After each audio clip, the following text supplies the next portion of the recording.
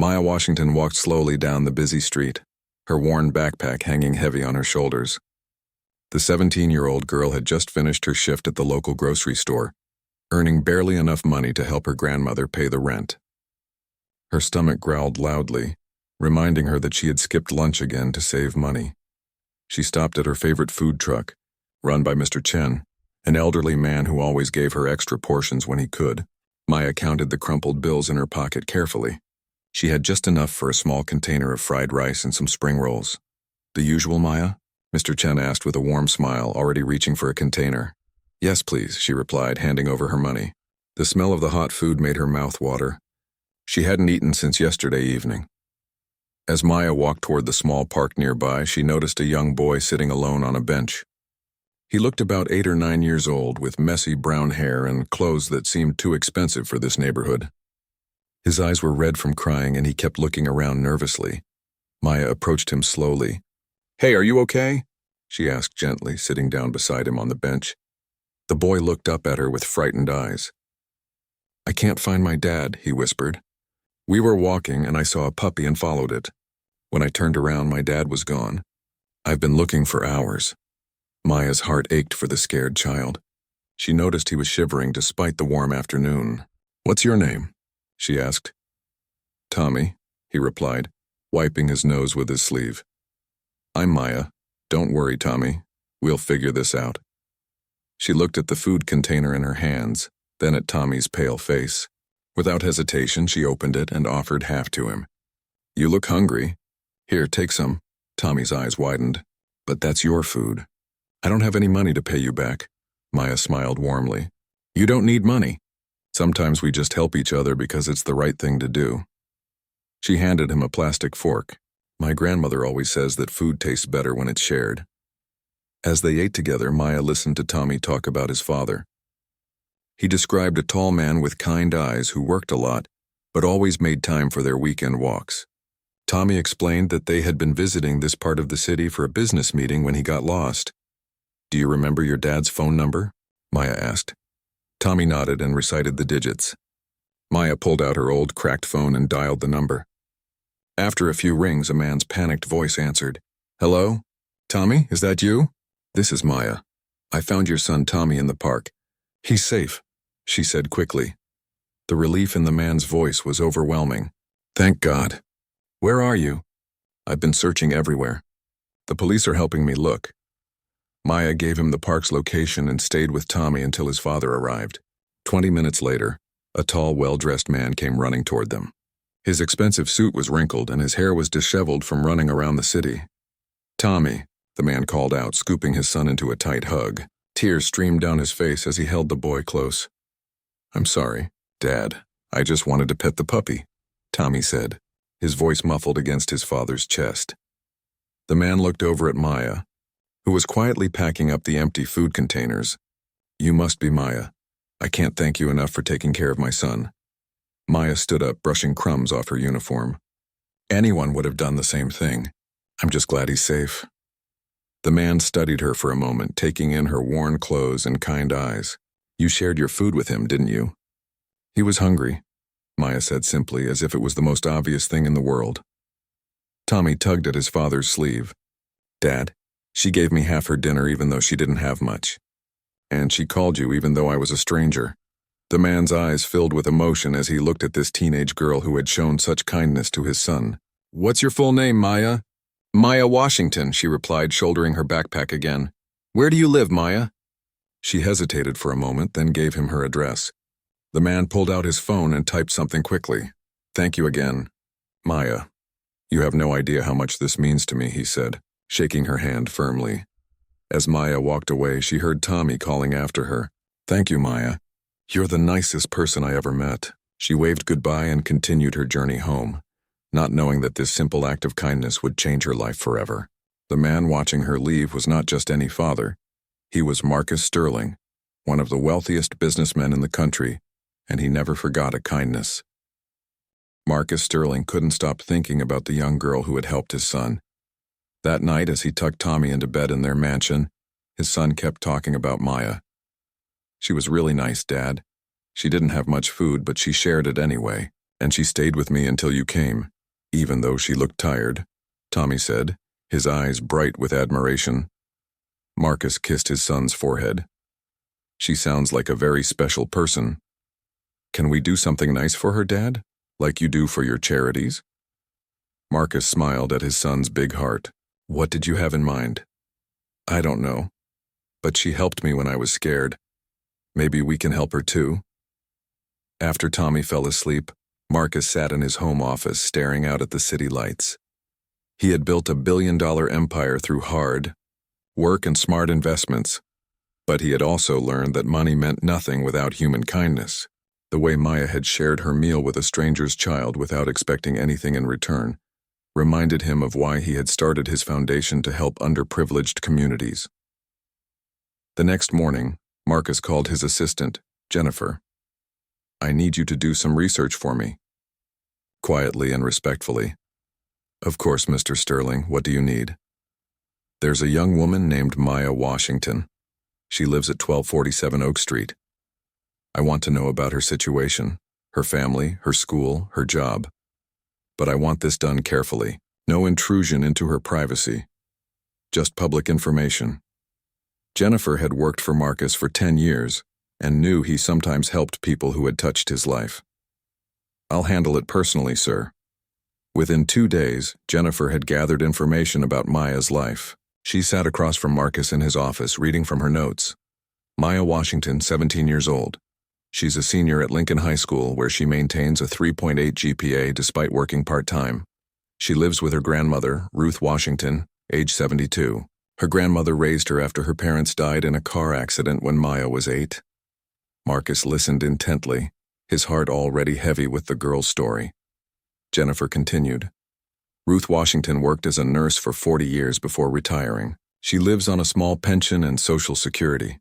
Maya works at Peterson's grocery store after school and on weekends to help with expenses. The building they live in is old and has had several maintenance issues recently. What about Maya's plans for the future? Marcus asked. She's been accepted to the local community college for nursing, following in her grandmother's footsteps. However, she's deferred enrollment twice due to financial constraints. She needs to work to help support her grandmother, and they can't afford tuition even with financial aid. Marcus leaned back in his chair, processing this information.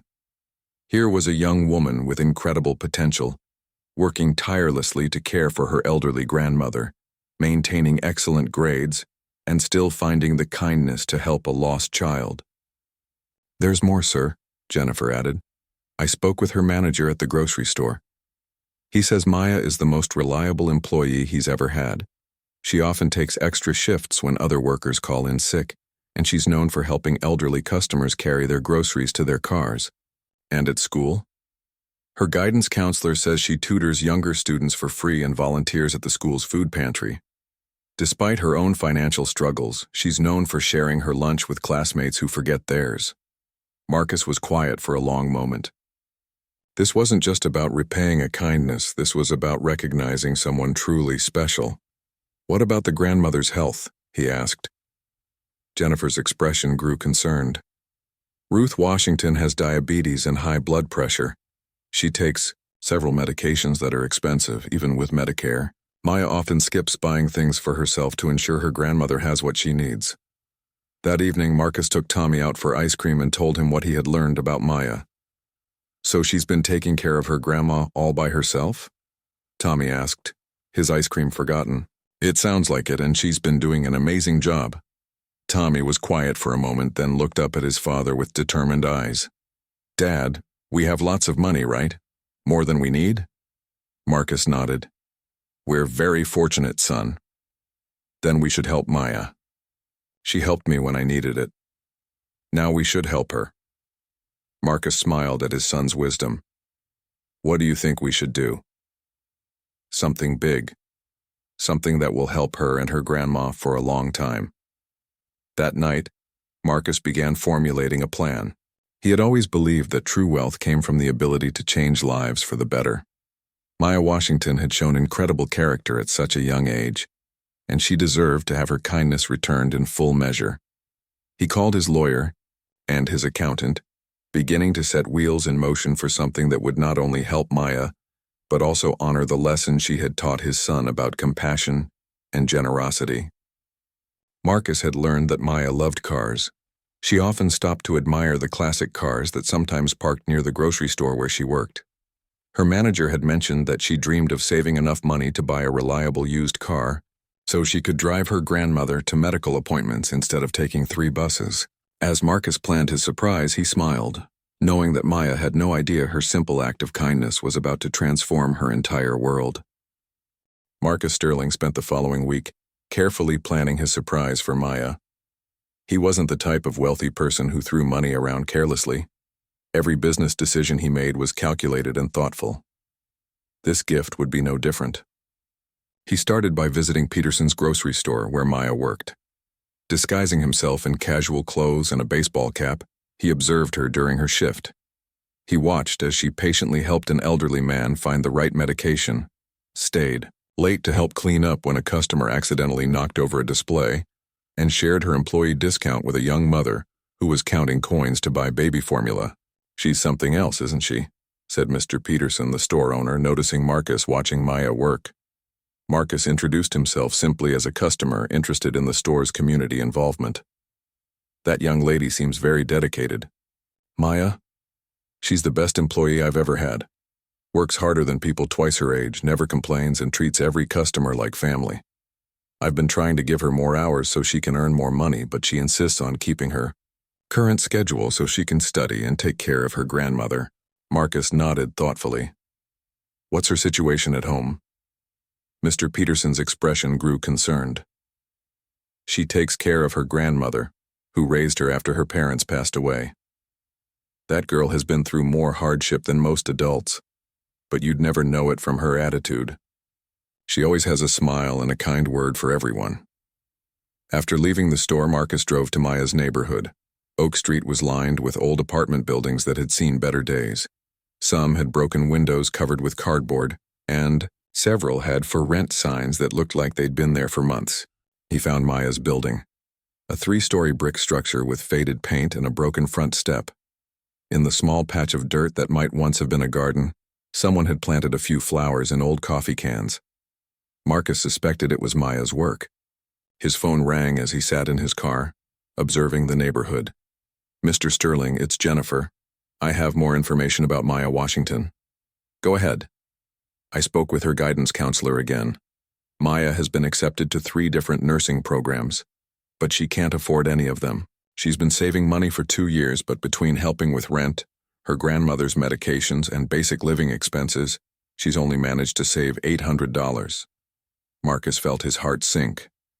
How much does she need for school? Community. College would cost about $15,000 for the 2-year program, including books and supplies. The state university nursing program she really wants would be about $45,000 for 4 years. What about scholarships?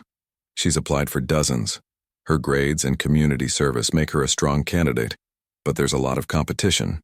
She's received a few small scholarships totaling $3,000, but it's not nearly enough. Marcus ended the call and sat in his car thinking. He had made his first $1 million by the time he was 30, and his business empire was now worth over $2 billion. He owned houses in 4 different states, a yacht, and a collection of rare cars. But seeing Maya's neighborhood and understanding her struggles put his wealth into perspective. That evening, he called his son into his office. "Tommy, I want to show you something." He pulled up photos on his computer, pictures of luxury cars from various dealerships around the city. "What do you think of these?" Tommy's eyes grew wide. "Wow, Dad. Are these the cars you're thinking of buying for Maya?" Marcus smiled. "Something like that. But I want to do this right. I don't want to just give her money or cars in a way that might embarrass her or make her feel like charity. I want to honor her kindness in a way that helps her achieve her dreams." "What do you mean?" "I'm going to set up what looks like a contest or a reward program. That way she'll feel like she earned it, not like someone is just giving her things because they feel sorry for her." Marcus spent the next 2 days working with his legal team to create a foundation called Kindness Rewards Initiative.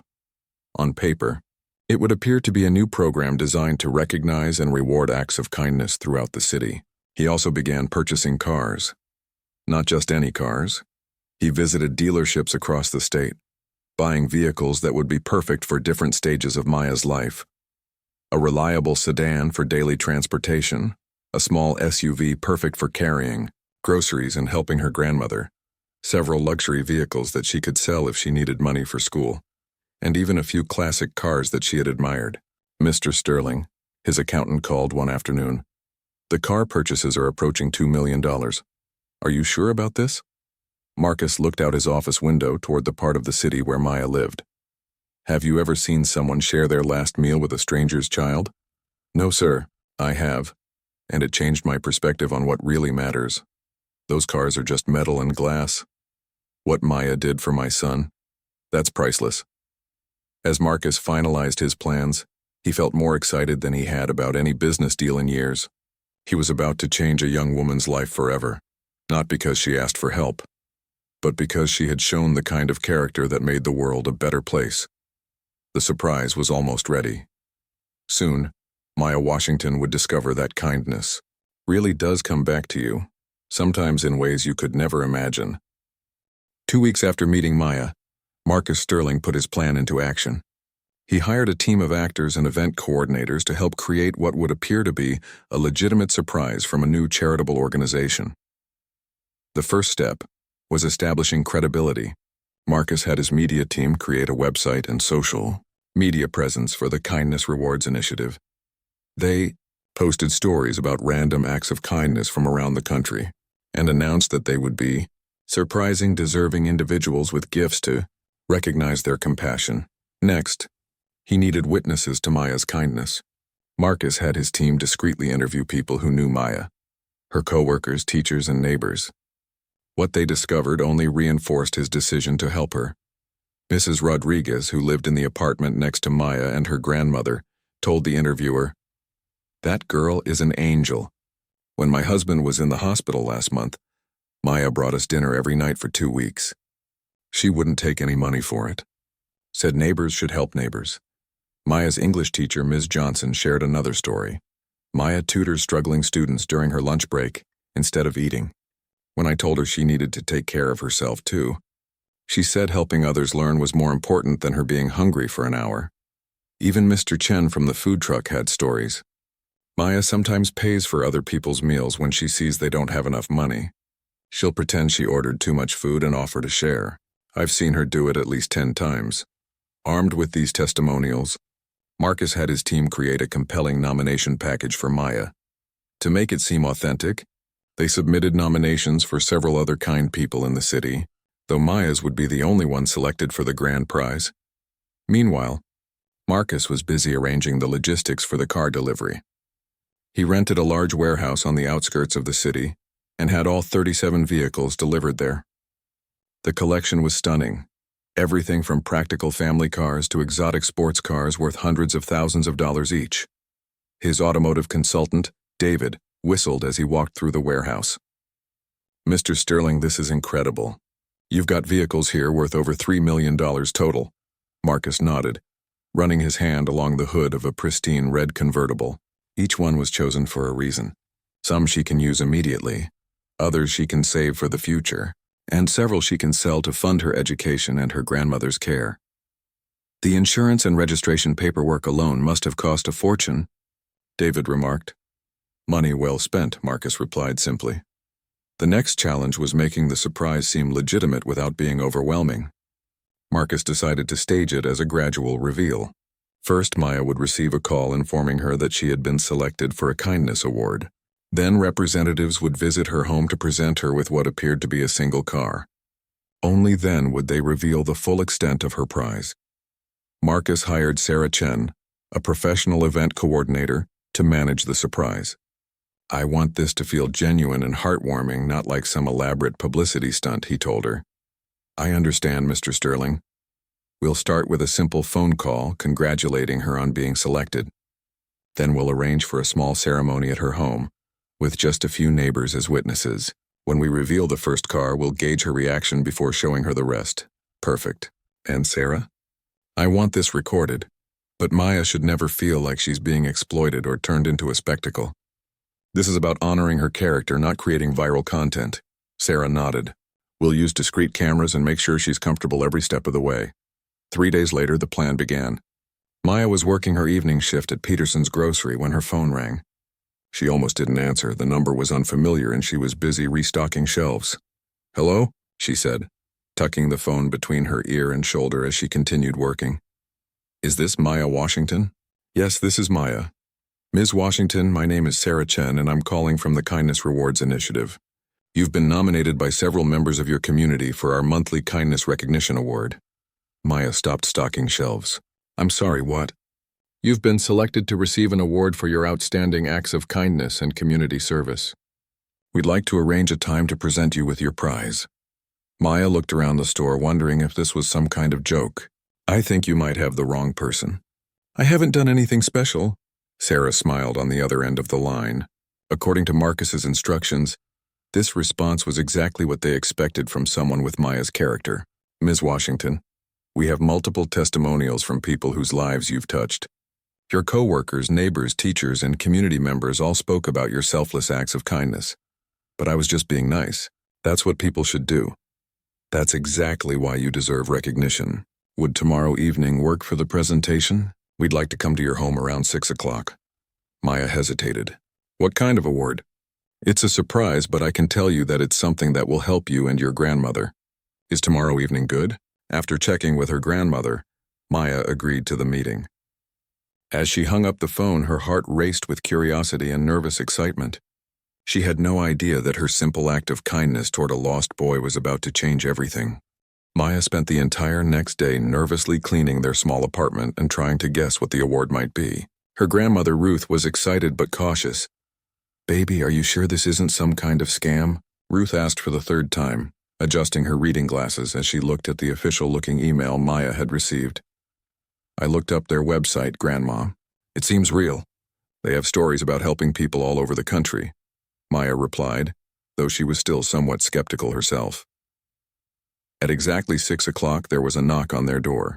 Maya opened it to find Sarah Chen standing there with a professional camera crew and several other people holding clipboards and official-looking documents. Maya Washington? Sarah asked with a warm smile. That's me.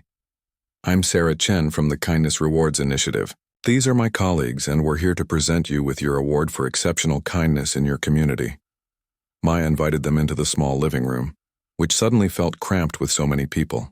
Ruth sat in her favorite chair, watching everything with curiosity and protective concern for her granddaughter. Sarah began by reading from a formal certificate.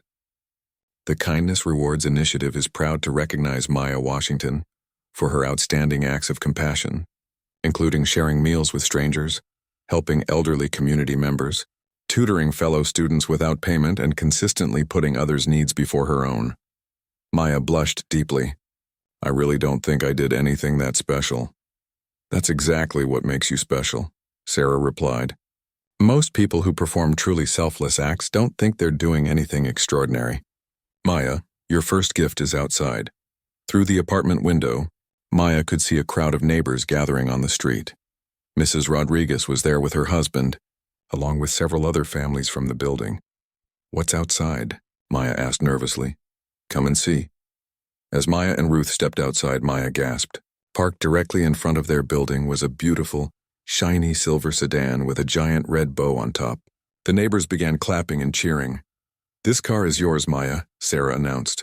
It's fully paid for, registered in your name, and comes with 2 years of insurance coverage. Maya's hands flew to her mouth. She had never owned a car, had never even imagined owning something so new and beautiful. I can't accept this. It's too much. Ruth squeezed her granddaughter's hand. Baby, you deserve this. There's more, Sarah said gently. Maya, your acts of kindness have inspired someone very special. Someone whose life you touched without even knowing it. At that moment, a familiar black SUV pulled up to the curb. Marcus Sterling stepped out, followed by Tommy, who was practically bouncing with excitement. Maya's eyes widened in recognition. Tommy, Mr. Sterling? What are you doing here? Tommy ran up to Maya and hugged her. Surprise. My dad wanted to thank you for helping me. Marcus approached with a serious but warm expression. Maya, When you shared your meal with my son and stayed with him until I arrived, you showed the kind of character that's rare in this world. You had every reason to walk past a lost child. You were tired, hungry, and had your own problems to worry about. But you didn't. You chose kindness. But I just did what anyone would do, Maya protested. No, Marcus said firmly. You did what good people do, and good people deserve good things to happen to them. Sarah stepped forward again. Maya, the car is just the beginning. We'd like to show you something else. 2 large trucks appeared at the end of the street, followed by a convoy of car carriers loaded with vehicles. Maya watched in disbelief as the trucks began unloading car after car, lining them up along both sides of the street. Sports cars, SUVs, luxury sedans, convertibles, and even a few classic cars. They kept coming until the entire street looked like an exotic car show. Neighbors poured out of their apartments and houses, staring in amazement. Maya, Marcus said, his voice filled with emotion, these 37 vehicles are all yours. Some are practical for daily use. Others are valuable enough that you can sell them to pay for college, medical expenses for your grandmother, or anything else you need. Maya sank onto the apartment building's front steps, overwhelmed. This can't be real. Things like this don't happen to people like me. Tommy sat down beside her. My dad says kindness is like planting seeds. Sometimes you plant them and never see what grows, but sometimes you get to see the whole garden. Ruth made her way slowly down the steps, tears streaming down her face. Mr. Sterling, this is too generous. We can't possibly accept all this. Marcus knelt down so he was at eye level with Ruth. Mrs. Washington, your granddaughter has been taking care of everyone around her since she was 8 years old. She works 2 jobs, maintains excellent grades, and still finds time to help neighbors and strangers. When is the last time someone took care of her? Ruth's voice broke. She's always been the one taking care of me. Then it's time for that to change, Marcus said gently. Maya, these cars represent possibilities. You can keep the ones you want, sell the ones you don't need, and use the money to build the future you've been working so hard for. You can finish your education, take care of your grandmother, and maybe even have a little left over to help other people the way you've been helped today. As the reality of the situation began to sink in, Maya stood up and walked among the cars, touching each one as if to make sure they were real. The neighbors watched in respectful amazement, many of them wiping away tears as they witnessed something miraculous happening to someone they all knew deserved it. There's one more thing, Marcus said, pulling out an envelope. This contains the contact information for a financial advisor who will help you manage everything responsibly. There's no pressure to make any quick decisions. Take your time, figure out what you want to do, and know that you have support. Maya turned to face Marcus, tears flowing freely down her cheeks. Why? Why would you do all this? Marcus smiled, putting his hand on his son's shoulder. Because you taught my son and reminded me that the most important things in life can't be bought. But sometimes, when someone shows that kind of character, those of us who have been blessed with resources can give back in a way that matters. As the sun set over Oak Street, Maya Washington stood surrounded by more cars than most people see in a lifetime. But the real treasure was the community of people around her celebrating her good heart. Her simple act of sharing a meal had created ripples that changed everything. The days following the car surprise were like a whirlwind for Maya and her grandmother. News of the incredible gift spread quickly through their neighborhood and beyond. Local television stations picked up the story, and soon Maya found herself being interviewed about kindness and community. But despite all the attention, Maya remained grounded. Her first priority was making sure her grandmother received the medical care she needed. With Marcus's financial advisor, Jennifer Walsh, Maya carefully planned how to use her newfound resources. We should start by getting your grandmother a full medical evaluation, Jennifer suggested during their first meeting. With your new financial situation, she can see the best doctors and get any treatments she needs. Maya nodded eagerly. For years, she had watched her grandmother ration her medications and skip doctor appointments because of the cost. That's exactly what I want to do first. Within a week, Ruth Washington was seeing a team of specialists at the city's best hospital. The doctors were amazed at how well she had managed her diabetes and high blood pressure with limited resources, but they also identified several issues that needed immediate attention. Your grandmother needs a small surgery to improve her circulation, Dr. Martinez explained to Maya. It's not emergency surgery, but it will significantly improve her quality of life. The procedure costs about $15,000. Maya didn't hesitate. Schedule it. Whatever she needs. While Ruth prepared for her surgery, Maya made another important decision. She sold 3 of the luxury cars, keeping the practical sedan for daily use and a reliable SUV for transporting her grandmother. The money from the sales was more than enough to pay for Ruth's medical expenses and Maya's college tuition. "Are you sure about this?" Jennifer asked as they completed the paperwork. "You could keep more of the cars as investments." Maya shook her head. "I don't need 37 cars. I need my grandma to be healthy and I need to finish school so I can take better care of her in the future." With her grandmother's surgery successfully completed and her college tuition secured, Maya enrolled in the nursing program at the state university. She had deferred her dreams for so long that walking onto campus as a registered student felt surreal.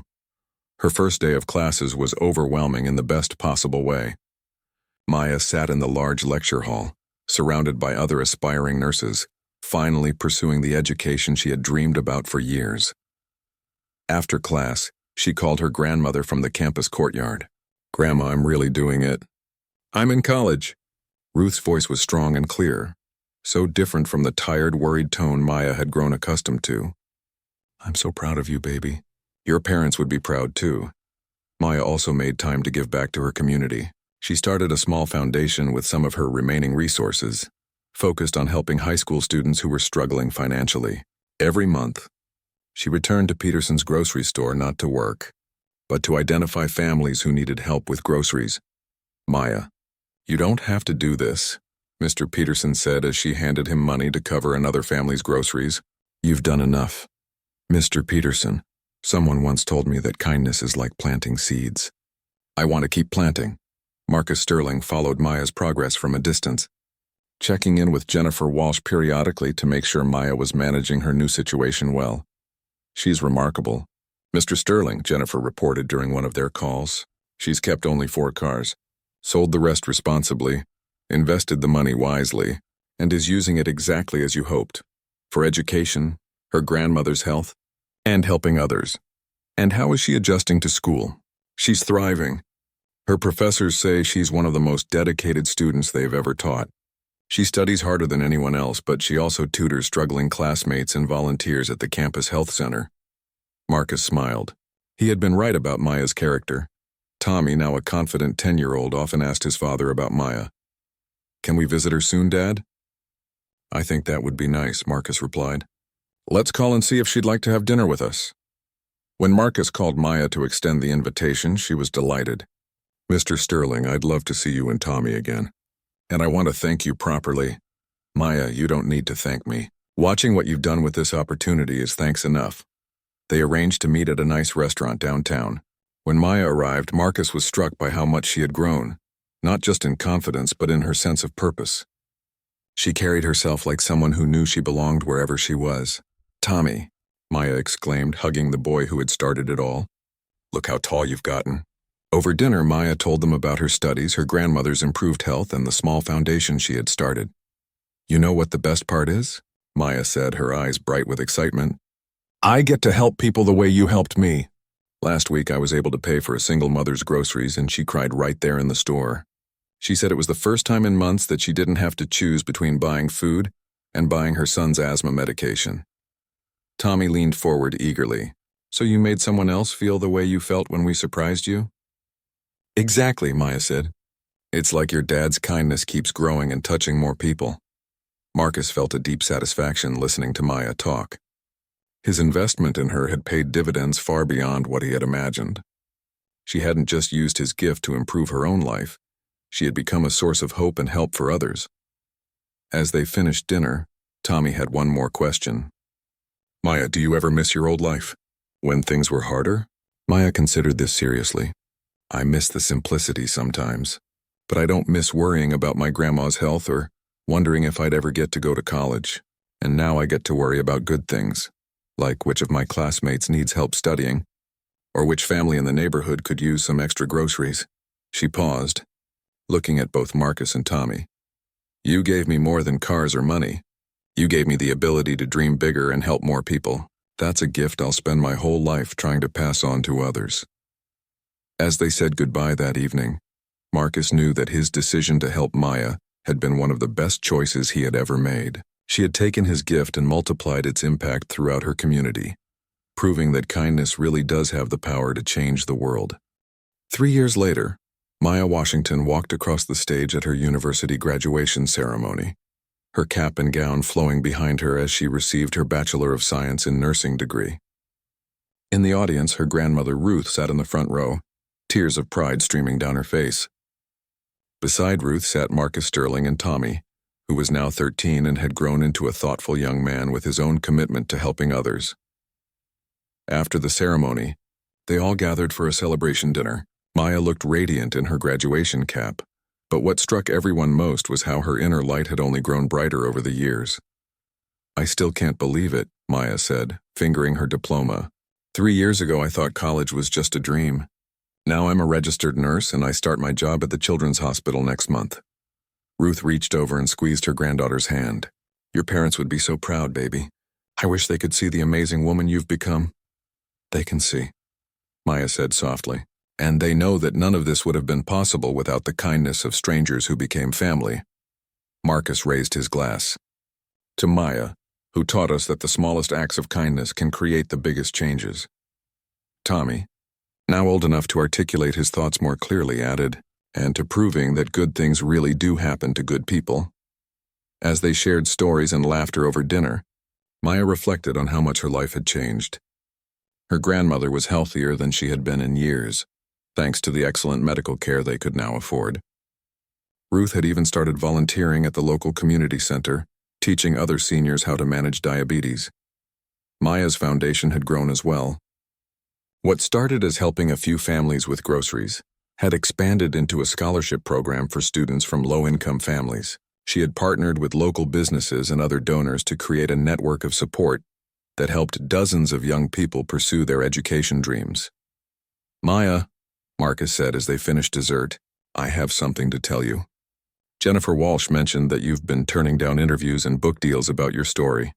Maya nodded. "I don't want to become famous for being helped. I want to be known for helping others." "That's exactly what I hoped you'd say," Marcus smiled. "Because I have a proposition for you." He pulled out a folder and placed it on the table.